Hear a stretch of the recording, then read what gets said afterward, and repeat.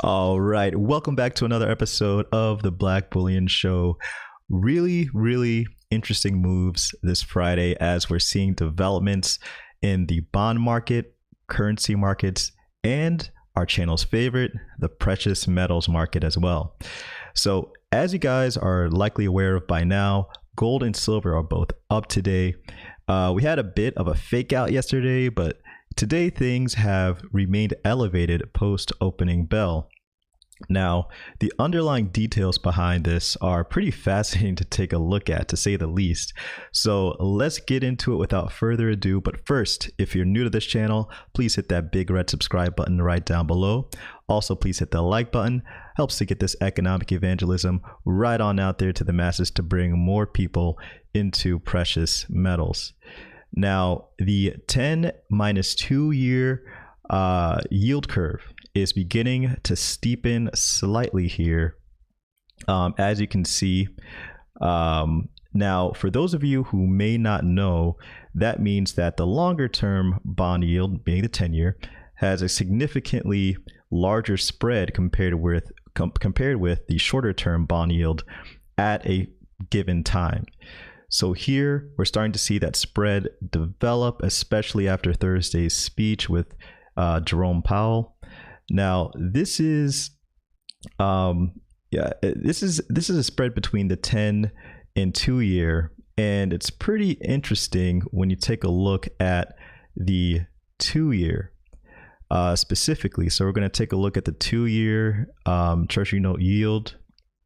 Now, of course, in a widening spread, we expect either the 2 year to be dropping, the 10 year to be rising, or both are happening at the same time, but one is just moving at a faster rate than the other. Now, in this case, and you'll be able to see this graphically once it appears here, but the 2 year has dropped down pretty strikingly, and today its yield actually dropped to the lowest it's been in a couple of weeks. So there it is. So as you can see here, it dropped here earlier on at 8 a.m. Eastern Standard Time, and it dropped even more after 11:30. Now, this is the lowest that it's basically been in a while. So let's check on the 10-year now. Now, the 10-year yield is also dropping, as you can see here, but not nearly as sharply. It's more of a gradual drop. But because of the 2 years aggressive drop, we're getting that steepening in the yield curve. We're getting that wide spread. So what does this all mean? Well, whenever people refer to the steepening yield curve, they expect stronger economic activity and rising inflation. But in this particular scenario, you're seeing a risk-off behavior in both the short tail and long tail of the curve, but even more so in the short tail. Now, I believe investors are anticipating inflation in the future because of Jerome Powell's speech. You know, there are still concerns about the overall outlook in the economy. Now, we'll come back to the outlook shortly in this video, but let's now turn our attention to both gold and silver. Now, as you can see here, prices are looking really good today. Before I even hit record on this video, I did not see it go past 1970. Now it's jumping past 1970. Should have expected that when I took a look at how much that 2 year dropped compared with the 10 year. So we're definitely seeing you know, that steepening take place here. Now, hopefully hopefully as that 2 years moving down, we'll also get the 10 year moving even lower, back into that 0.6% yield territory. So yeah, gold is at $1,972.07. Silver is at $27.70 right now. And one of the main drivers actually for all of this performance, and I want to give all of the shine to the bond market, but the dollar's performance is also another significant factor here.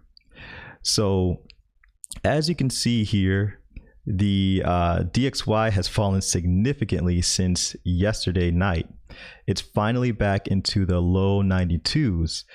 Now, what's causing this weakness in the dollar is actually pretty interesting, and it kind of ties back into the outlook that we've been talking about.